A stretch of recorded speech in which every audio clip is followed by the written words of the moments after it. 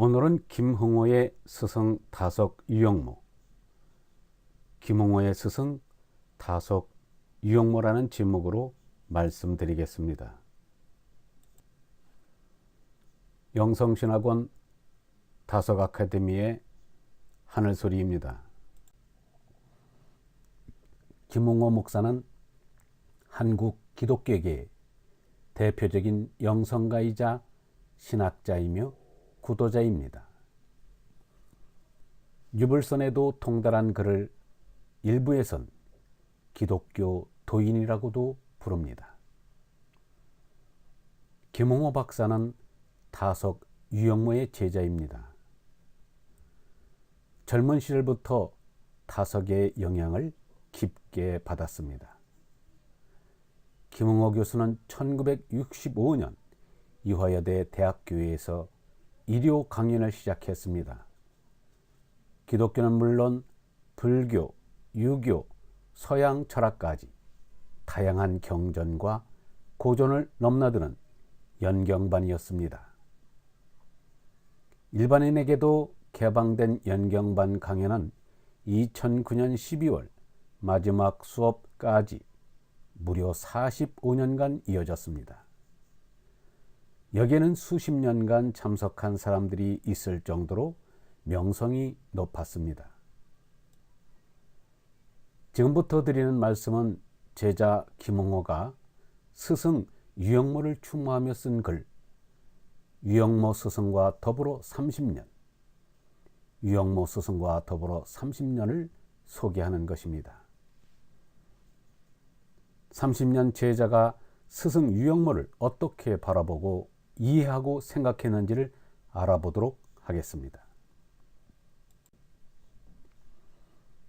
김흥호가 유영모를 처음 본 것은 서울역전 기독교 청년의 총무 현동환 씨 댁에서 모인다는 일요 집회였습니다. 그때 김흥호는 20대의 어린 나이에 정인보 선생이 주관하는 국학대학에서 철학 개론을 강의하고 있었습니다.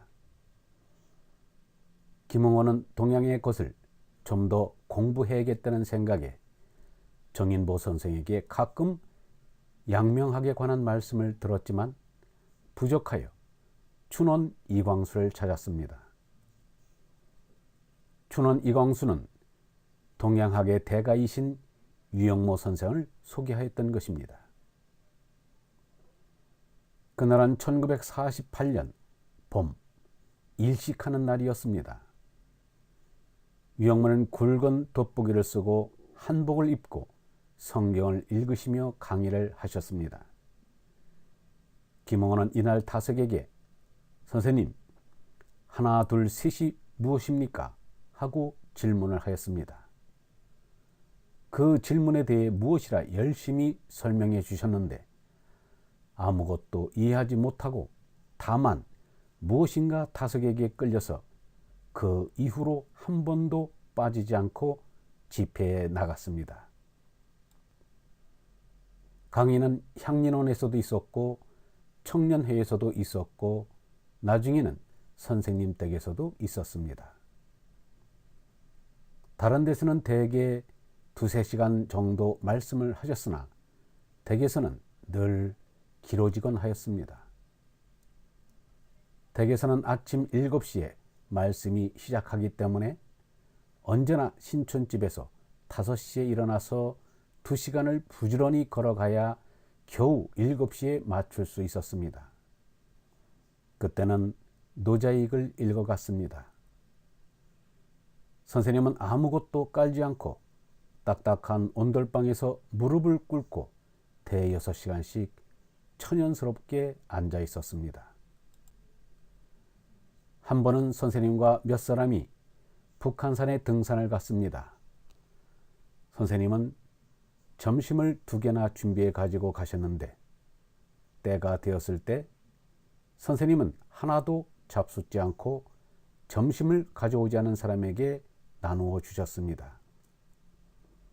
산에서 내려왔을 때 일행은 고단함을 견디어낼 수가 없어 선생님께 선생님 얼마나 힘이 드셨습니까? 라고 했더니 선생님 말씀이 어제도 인천에 일이 있어서 걸어갔다 왔는데 오늘 또 산에 올라왔지만 조금도 피곤한 줄을 모르겠다고 하셨습니다.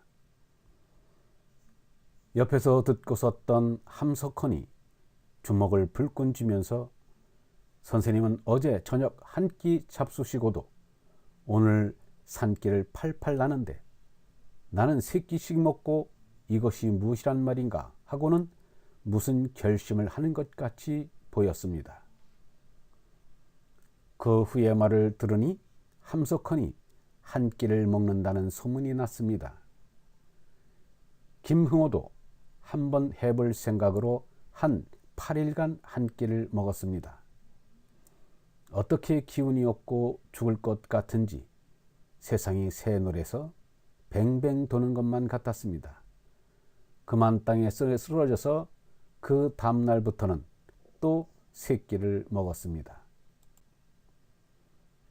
매주 금요일 2시부터 5시까지 종로 청년회관에서 성경 강의가 있었습니다.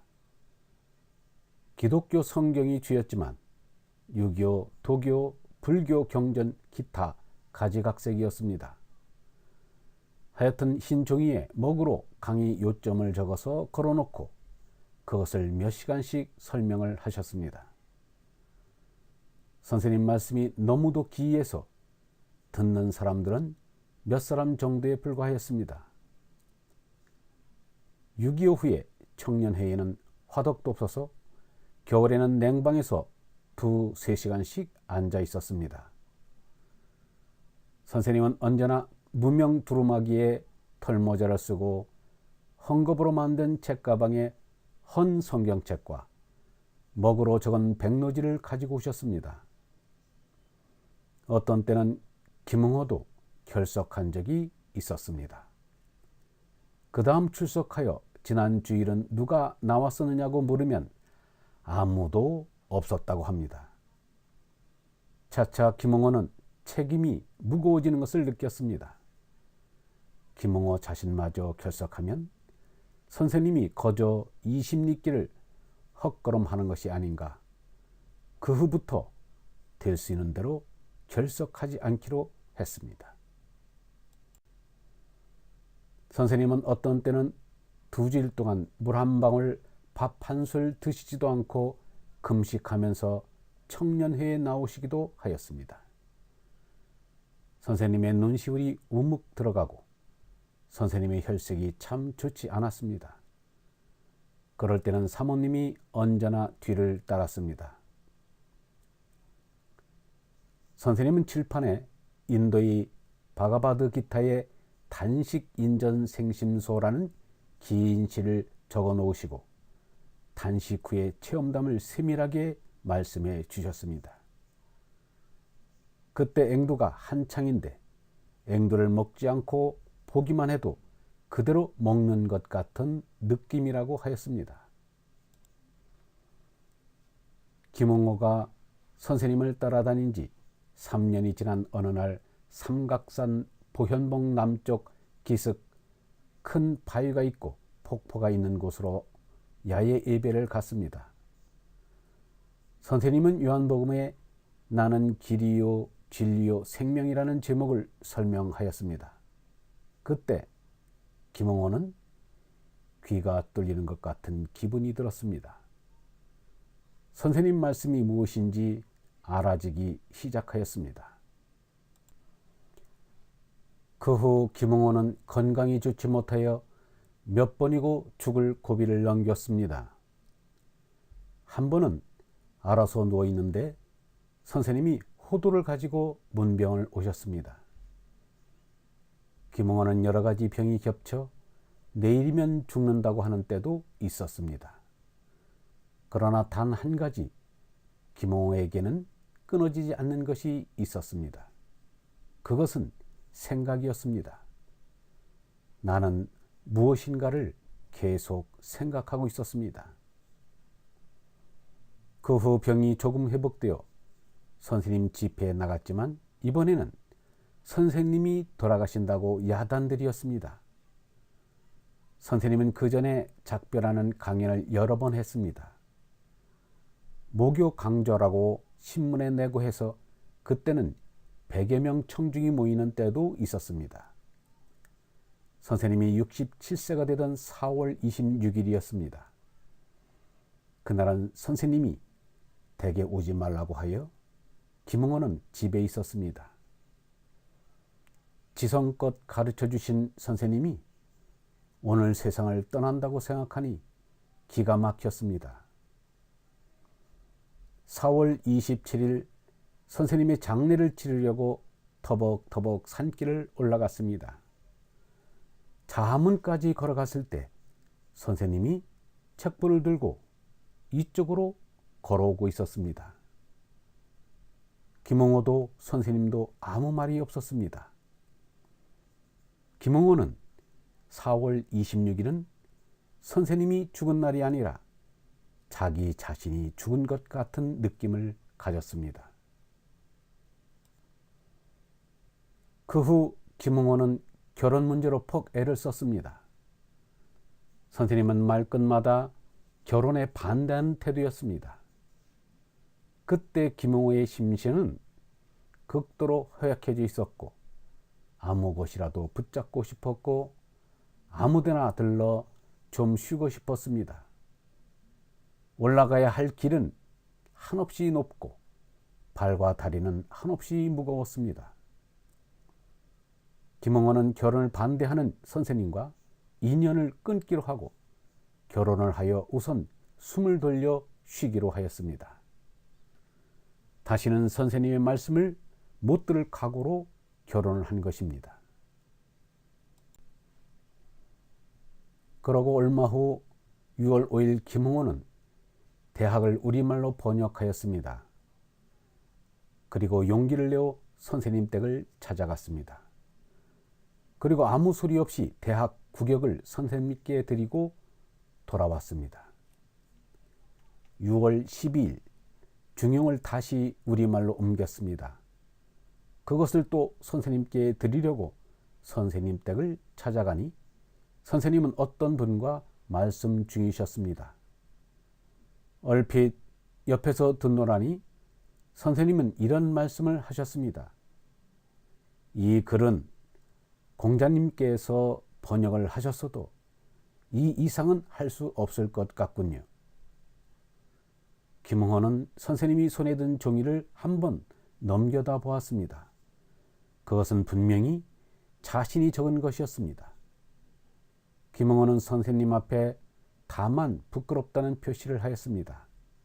그랬더니 선생님께서 이것은 김군이 하기는 하였지만 김군이 한 것이 아니오 하고 중용 구격도 받아보셨습니다.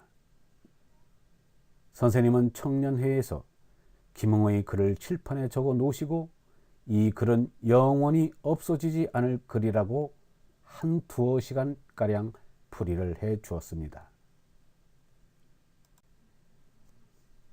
그 후 얼마 되지 않아 선생님이 2층에서 떨어져 수십 일을 혼수 상태에 계셨습니다. 의식이 회복된 후에 또다시 강의는 시작되었습니다. 그러나 이번에는 같은 말을 자꾸 반복하는 것이 현저하게 드러났습니다. 그런데 선생님은 그것을 전혀 느끼시지 못하는 모양이었습니다. 김응호는 선생님에게 강의를 중단하실 것을 요구하고 김응호도 선생님 강의에 나가지 않았습니다. 그래도 선생님은 어디서든지 요청만 있으면 강의를 계속하셨습니다. 그 후부터는 1년에 한두 번 선생님을 찾아뵈었습니다. 그런데 선생님의 건강이 완전히 회복된 것을 느꼈습니다. 이번에는 김응호가 먼저 선생님에게 말씀을 해주실 것을 요청했습니다. 매주 토요일 아침 7시만 되면 선생님 댁을 찾아갔습니다. 선생님을 처음 만났을 때는 20대였습니다. 그런데 벌써 김응호의 나이가 50대가 되었습니다. 선생님도 어언 80이 넘으셨습니다. 한글날에는 우리나라 바른소리를 생각하시느라고 아침 3시 반부터 줄곧 깨어 계셨다고 합니다. 선생님은 훈민정음을 하늘의 계시처럼 생각하십니다. 훈민정음을 바로 깨치게 되면 이 나라에 이보다 큰 경사는 없다고 말씀하십니다. 아침이 되면 을에 냉수마찰을 하십니다. 그리고 옛날 선배들이 집안에서 하는 체조를 하십니다. 그리고 낮에는 찾아오는 분들에게 말씀을 들려주시기도 하고 또 찾아가서 말씀을 들려주기도 합니다. 한 해에 한 번쯤은 광주 동강원에 가셔서 한동안씩 묵으면서 말씀하십니다. 서울 시내에서는 어디를 가시든지 걸어가십니다. 인천도 걸어가셨다니 시내에서 걷는 것은 문제도 안 됩니다. 그리고 저녁 때가 되면 24시간 만에 저녁을 잡수십니다. 김홍원은 어느 날 저녁 잡수시는 것을 보기 위해서 일부러 저녁 때 찾아갔던 일도 있었습니다. 밥 한 그릇에 배춧국 한 그릇, 그리고 한두 가지 간소한 반찬이었습니다. 거기는 어느 정도 잡수시느냐고 물었더니 1년 가야 한두 근 먹을 정도라고 하셨습니다. 계란도 없었고 찌개도 없었습니다. 정말 소식이었습니다. 선생님은 청년들과 다락원이나 기타 캠프에 가면 밤새도록 이야기하시기도 합니다. 하루에 4시간 정도 주무신다고 했습니다. 침대는 2-3채의 나무 판때기입니다. 그 위에 헛이불을 깔고 목침을 베고 누워서 잡니다. 마치 칠성판에 누운 것 같습니다. 선생님은 잠자는 것이나 죽는 것이나 거의 같이 생각합니다. 잠자는 것이 선생님에게는 죽는 일입니다. 그리고 깨어나면 새 날을 삽니다. 그런 의미에서 선생님은 언제나 하루살이입니다. 선생님에게는 어제도 없고 오늘도 없고 내일도 없습니다. 영원히 하루입니다. 선생님은 언제나 자기의 날을 세면서 살아갑니다. 선생님은 언제나 갈 준비가 되어 있습니다. 이 세상에 대해서 아무 애착이 없는 것처럼 보였습니다. 이미 죽어서 사는 사람에게는 사는 것에 아무것도 걸릴 것이 없을 것입니다. 언젠가 선생님은 인생은 죽음으로부터라고 말씀하셨습니다. 인생 80이나 어머니 뱃속의 10달이나 마찬가지라고 하셨습니다. 마음론은 결국 죽은 후에 필요할 것이요 말씀 쉼도 육신의 코가 떨어졌을 때부터 제9시를 할 수 있을 것이라고 합니다.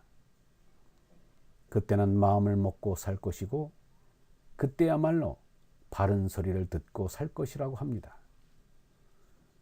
선생님은 지금 전생에서 살고 있습니다. 이 세상을 떠나가야 선생님의 현생이 될 것입니다. 선생님은 16세 예수를 믿기 시작하였습니다. 그는 예수를 유일한 효자라고 생각합니다. 믿음이란 하나님 아버지에 대한 효성이라고 생각합니다. 그리고 죽음은 그대로 하나님과 같이 사는 관문으로 생각합니다. 세상에 있는 동안까지는 자기에게 허락된 기한을 옹골게 채워야 한다고 생각합니다. 사의 세계에 대해서는 장행거의 서명에 나오는 몰이영이라는 말을 자주 하셨습니다. 죽은 후에는 여하튼 편안할 것이라는 것입니다. 묵시록 마지막 문구처럼 그때 해와 달이 없고 집이 없어 하느님이 생명이 그대로 집이요 하느님이 진리가 그대로 빛일 것이라고 합니다. 그리고 기독교가 아버지 종교란 말은 하늘의 종교지 세상에 속하지 않았다는 뜻입니다. 선생님은 세상을 식과 색으로 표현합니다. 즉 대부분의 인생이 먹는 문제와 남녀 문제에 끌려다니는 것을 가엾게 생각합니다. 식색에 끌리면 진리와는 멀다는 것입니다. 선생님은 식색을 초월한 간디를 좋아하셨고 간디가 영향을 받은 톨스토이도 좋아하셨습니다.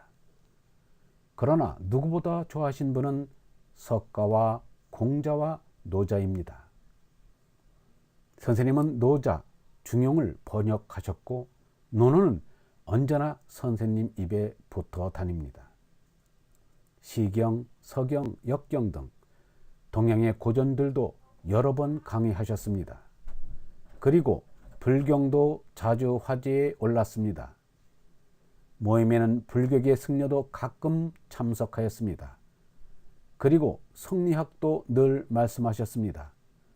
그러나 무엇보다도 그것들은 다 참고에 불과하고 언제나 백로지에 적어오시는 글은 선생님의 독특한 한글 풀이입니다. 이따위 말은 그만두고 이 웃소리 듣소라고 합니다.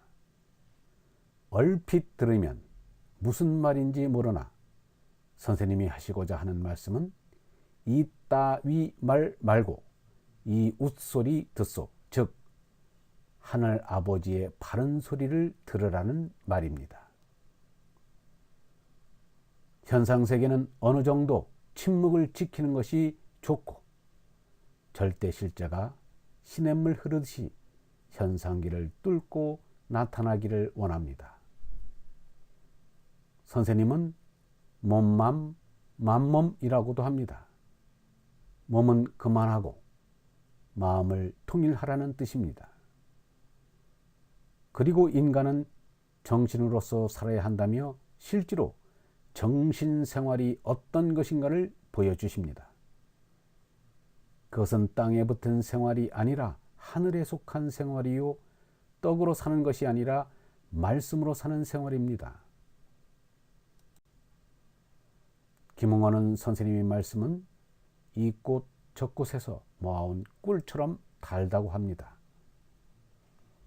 그리고 선생님의 세계야말로 이상세계인 것 같다고 합니다. 또 선생님을 닭이라고 생각하기도 했습니다. 매일 하나씩 알을 낳는 닭처럼 선생님은 매일매일 지혜가 넘쳐 흐르는 말씀을 내어 놓으십니다.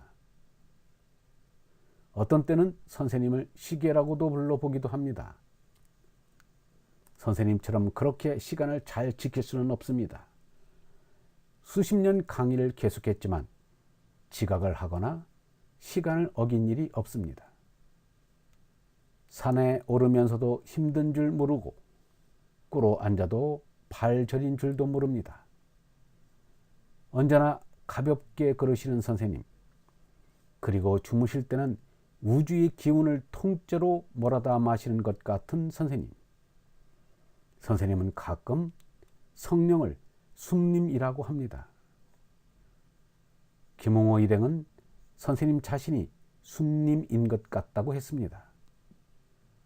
숨어서 말씀 쉬는 숨님. 이것이 선생님을 제일 잘 표현했을지도 모릅니다. 선생님은 세상에 일하러 온 분이 아닙니다. 10달 동안 어머니 뱃속에 숨어서 쉬러 오셨습니다. 90평생 한숨 쉬고 깨는 그날에는 누구보다 힘차게 일하실 분은 선생님이 아닐까 생각됩니다. 얼번 여러분, 수많은 제자를 배출하고 종교계와 학계에서 널리 알려진 석학 김홍원은 교수요, 목사요, 학자이며 사상가요, 명상가요, 도인입니다. 그분이 30년 스승이셨던 타석 유영모에 대하여 그분의 안목에서 살펴보았습니다. 타석에 대한 이해가 깊어졌기를 바랍니다. 5강에서 다시 뵙겠습니다. 감사합니다.